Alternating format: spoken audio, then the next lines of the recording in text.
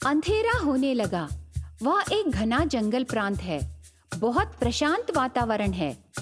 एक बड़ा पेड़ पर सुंदर सा घोंसला बना के गरीब पति पत्नी चिड़िया उनकी बेटी के साथ मिलके रहते थे। उसी जंगल में उस गरीब पति पत्नी चिड़ियों को थोड़ा सा खेत रहता है।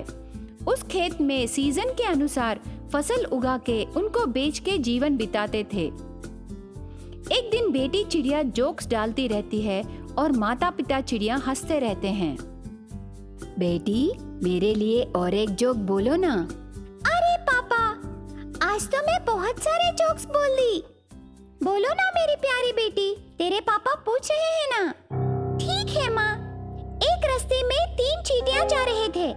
पहली चींटी ने कहा, मेरे पीछे 2 चींटियां जा रहे हैं करके।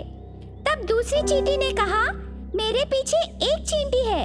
तब तीसरी चींटी ने कहा, मेरे पीछे 2 चींटियां हैं करके बोली। वो कैसे हो सकता है पापा, आप बोलिए। ओ कैसे? मेरे ख्याल से तो वो तीनों चींटियां गोल गोल घूम रहे होंगे।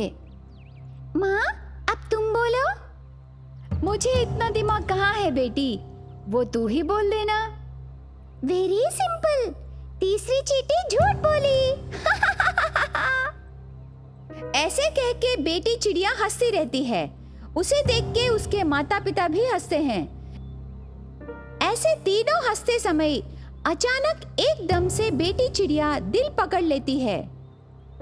माँ, पापा, दिल में दर्द होने लगी है। बहुत दर्द हो रहा है। मुझे हॉस्पिटल ले जाओ पापा, मैं ये दर्द सह नहीं सकती।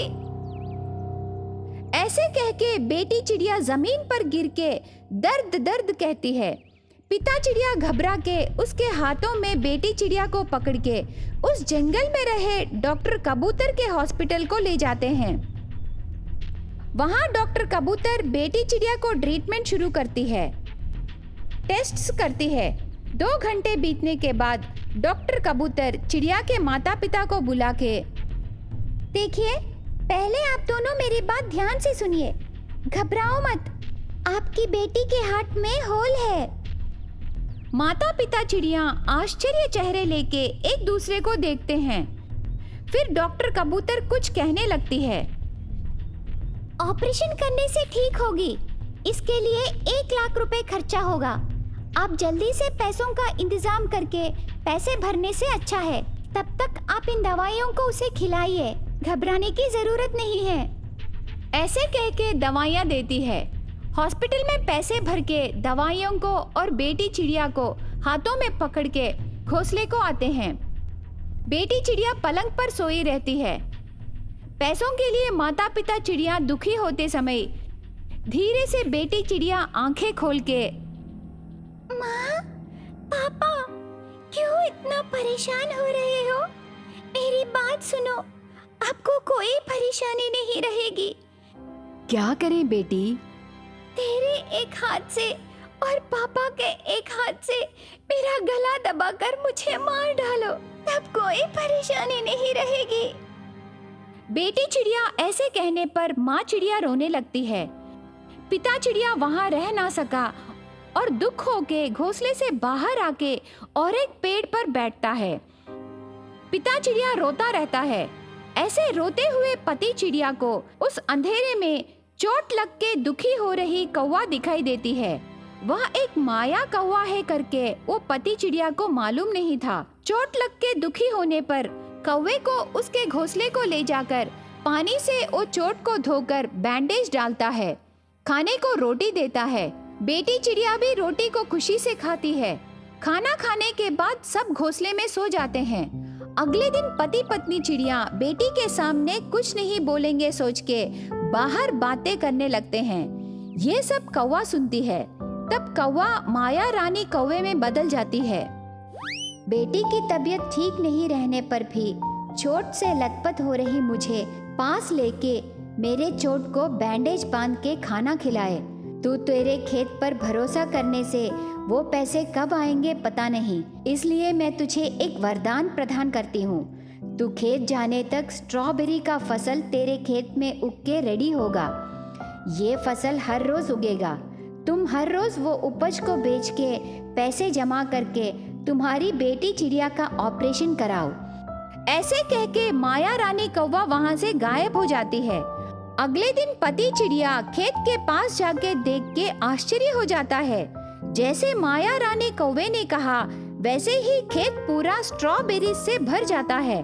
तब पति चिड़िया खुश होके मन में माया रानी कौवे को याद करके, ओ माया रानी कौवा, मैं तेरी सहायता की, पर तू तो मुझे बहुत बड़ी सहायता की।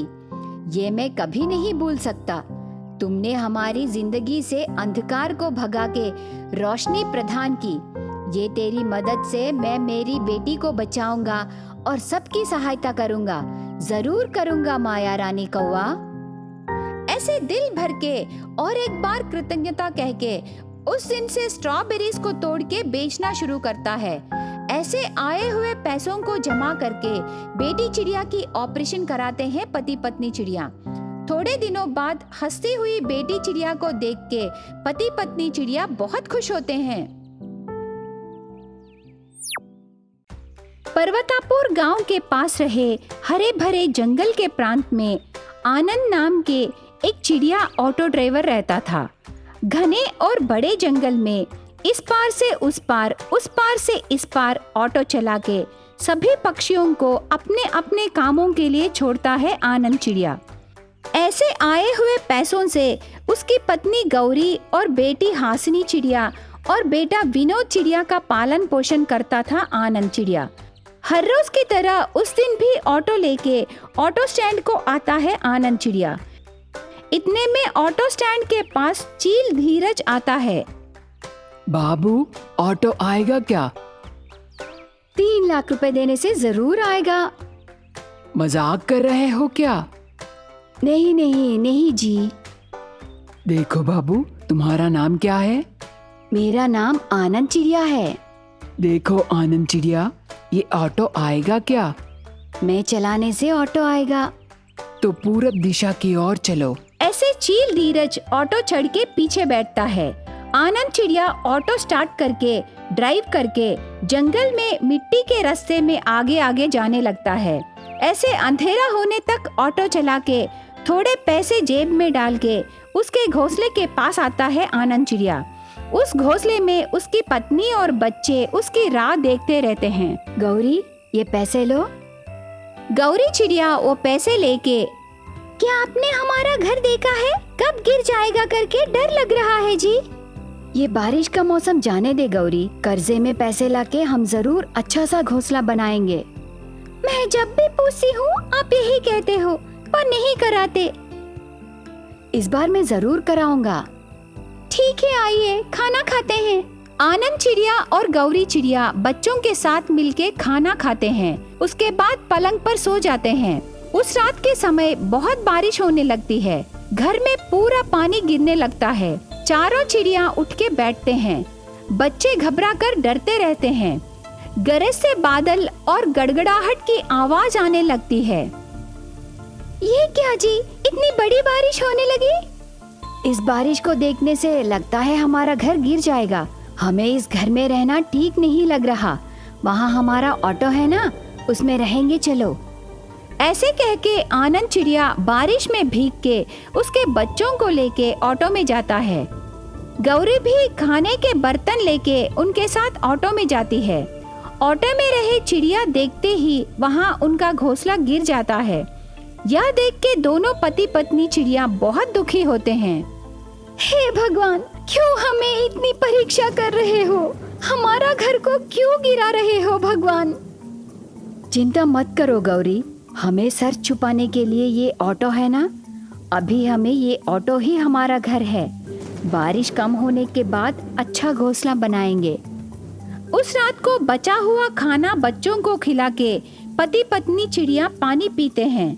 ऑटो में बच्चों को बीच में सुला के पति पत्नी चिड़िया सो जाते हैं। बारिश गिरता रहता है। गरज से बादलों से, बिजली की रोशनी से आसमान हिलने लगता है। इस तरह समय बीतने लगा। सुबह होने के बाद भी बारिश थोड़ा भी कम नहीं होता, गिरता रहता है। इस तरह दिन बीतते गए, पर बारिश कम नहीं होती। खाने को सामान नहीं रहते। खाना बनाने के लिए लकड़ियां भी नहीं रहते। बच्चे भूख से तड़पते रहते हैं। ये सब देख के गौरी चिड़िया रोती रहती है। आनंद चिड़िया को क्या करना है कुछ समझ में नहीं आता। गौरी, बच्चे भूख से तड़प रहे हैं। मैं जाके खाने के लिए फलों को ढूंढ के लाऊंगा। इतनी बारिश में आप कहाँ जाके फलों को ढूंढोगे बोलिए? ऐसे कह के एक डब्बा खोल के उसमें से थोड़े पैसे निकालती है गौरी चिड़िया। ये पैसे? बच्चे हैं ना, किस समय क्या जरूरत पड़ेगी हम कह नहीं सकते। अचानक से पैसे चाहिए तो हम कहाँ जाएंगे, इसलिए आपके दिए पैसों से थोड़े बचा के रखी।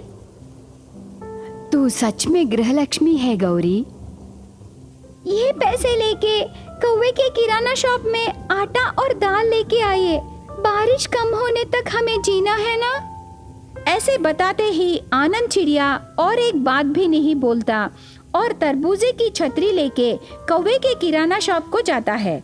गौरी बोले सामान लेके ऑटो के पास आता है।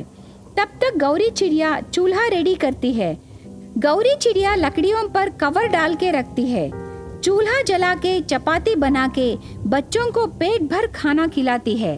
बारिश कम होने तक ऐसे ही ऑटो में रह के चिड़िया का परिवार जीने लगता है।